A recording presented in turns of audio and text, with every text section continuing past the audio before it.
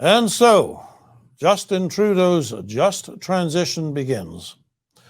The Liberal government is not calling it that, of course. When Natural Resources Minister Jonathan Wilkinson introduced Bill C-50, he called it the Canadian Sustainable Jobs Act. But don't be fooled by the bait-and-switch messaging. The legislation Minister Wilkinson announced today, that's already passed first reading in the House of Commons, is part of the Liberal plan to replace Alberta's hydrocarbon economy with some kind of green fantasy economy. A year ago, they called it the just transition. Oddly enough, a phrase coined some time before by Alberta's own NDP. It became notorious when ministerial briefing notes came to light in which some decidedly unjust outcomes were conceded. Will workers need to focus on reskilling or upskilling to adapt to a new labour market following the transition to a low-carbon economy, said the memo? Key messages on just transition.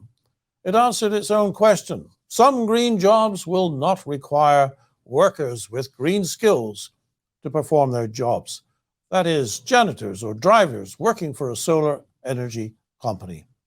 There you go. Janitors and truckers. Energy workers can earn six-figure salaries. Janitors, not so much. No surprise that Ottawa decided to rebrand that. But this is the package. Or at least, it's part of it. According to Natural Resources Canada, the minister had this morning, with his legislation, Bill C-50, advanced just one of the 10 key action areas outlined in the government's interim Sustainable Jobs Plan, announced earlier this year. There's lots of big names. This bill provides for an advisory body, 5 years plan, Sustainable Jobs Secretariat, all that sort of thing. There are 9 more key action areas to go. Point to note, the legislation is national in scope, but Alberta and Saskatchewan, and Newfoundland, by the way, being oil and gas producing provinces, will bear the brunt. Not too many Liberal seats to lose out west, so not so hard. The ministerial release also adds to the tissue of lies emanating from Ottawa this week with these 2 chestnuts.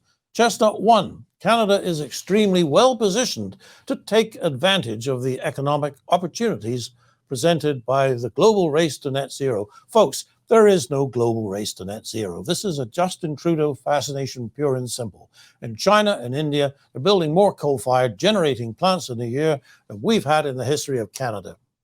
Chestnut 2. The Liberals claim they've been working on making Canada the clean energy and technology supplier of choice in a net zero world. Sure, try and buy a solar panel that's made in Canada. There's not much to choose from. Ditto wind power generators. Look, in her victory speech, Premier Danielle Smith offered her government's broad support to the federal government's emission reduction goals. But she says no to the latest Trudeau fatuity of capping emissions or achieving a net zero electrical grid in Alberta by 2035. In her warning to Ottawa, she said, as Premier, I cannot allow these contemplated federal policies to be inflicted upon Albertans.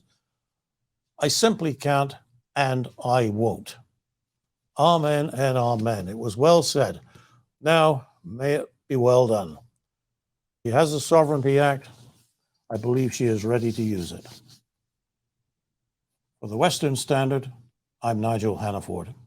Canadian Shooting Sports Association. Without the CSSA, our gun rights would have been taken long ago. These guys are on the front lines helping to draft smart and intelligent firearms regulations and legislation in Canada, and more importantly, educating the public about how we keep guns out of the hands of the wrong people. To become a member, it's absolutely worth every penny.